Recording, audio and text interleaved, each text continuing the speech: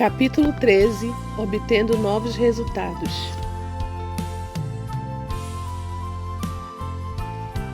A vila onde eu me encontrava era a última etapa da caminhada para alcançar Bragança. As últimas casas da vila estavam diante de mim. Eu havia chegado cedo e tinha visitado praticamente todas elas, porém sem resultado visível.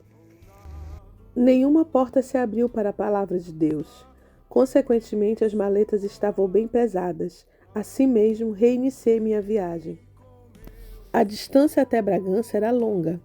Não seria possível alcançar a cidade antes da meia-noite. Eu não conhecia o caminho e havia o perigo de me perder.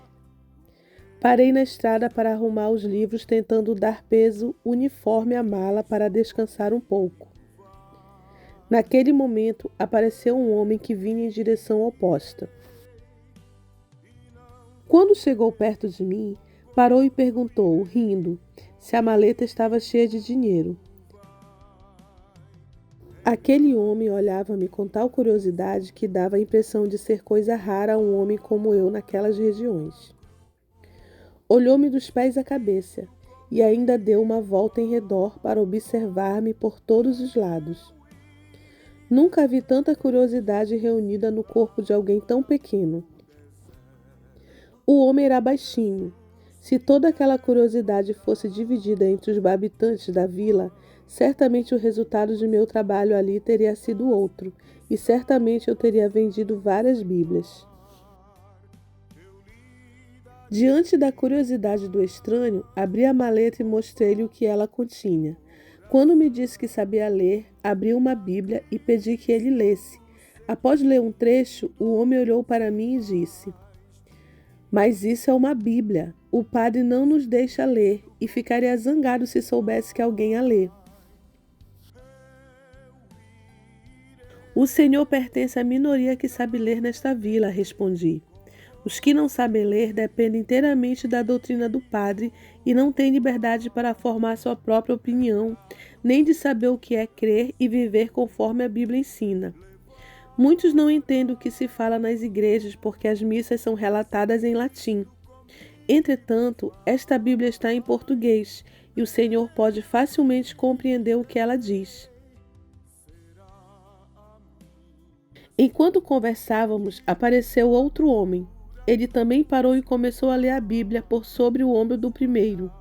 Abri outra e dei-lhe para que ele lesse. A situação parecia haver melhorado mais do que eu esperava. Logo a seguir, apareceu um terceiro para participar da reunião. Eles olharam uns para os outros. Tinham um medo estampado no rosto. Encorajei-os e disse-lhes que eles eram homens livres e não deviam temer outros homens. A situação deles, declarei eu, era como a minha. Desde que eu chegara àquela vila, todos me diziam que eram crentes e que sua fé estava de acordo com a Bíblia, porém não sabiam que tal declaração não era verdadeira, porque não conheciam a verdade. "Porém, quanto a vocês, o caso é diferente", continuei.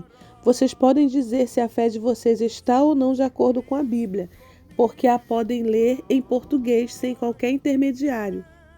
Não acham que o padre se alegraria se soubesse que os senhores estão lendo a palavra de Deus para se tornarem melhores cristãos?" Estávamos tão envolvidos na palestra que eu não me apercebi que já escurecera. Perguntei qual era o caminho para Bragança, e um dos homens disse: "A esta hora o senhor não pode ir a Bragança sem errar o caminho. De mais a mais tem de passar por matas fechadas.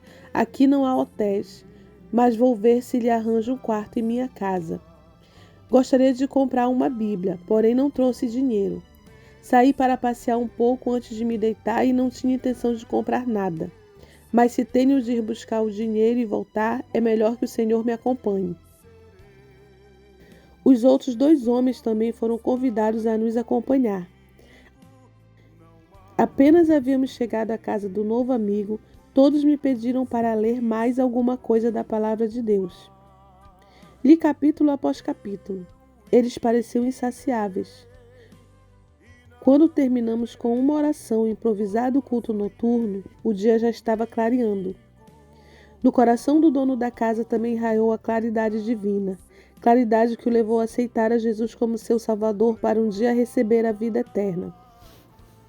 Depois desse dia, aquele homem consagrou sua vida a propagar a palavra de Deus e a anunciar às pessoas que Jesus morreu na cruz para nos salvar e nos libertar dos nossos pecados. Certo dia, eu e Gunnar Vingre recebemos um convite para retornar àquela localidade a fim de batizar elevado número de novos convertidos e inaugurar um templo que os irmãos tinham construído com muito sacrifício.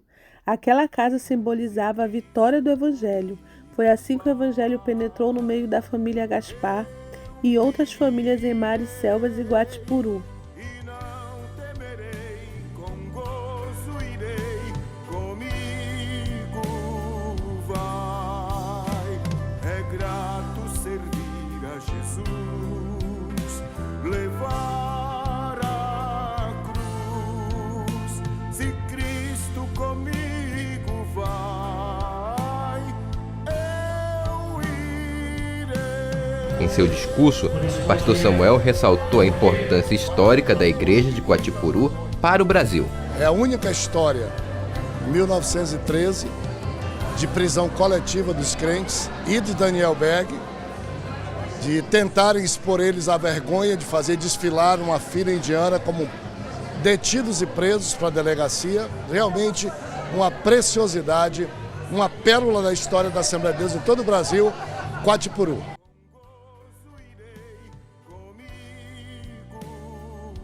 É um verdadeiro Pentecostes e agradecemos a Deus pelo Daniel Berg Gunnar Vingre que veio aqui e pregou o Evangelho.